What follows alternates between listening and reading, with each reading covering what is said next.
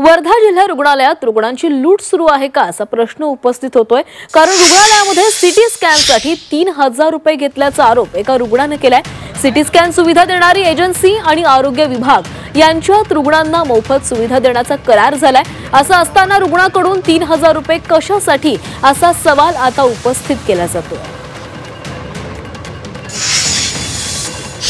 स्कॅनसाठी आम्ही गेलो होतो, आम्हाला इथे 3000 रुपये मागितले।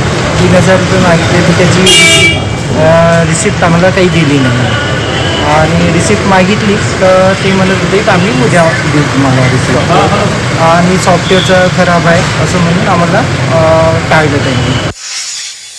नक्की हे एक प्रकारचा रॅकेटच इथं चालू आहे।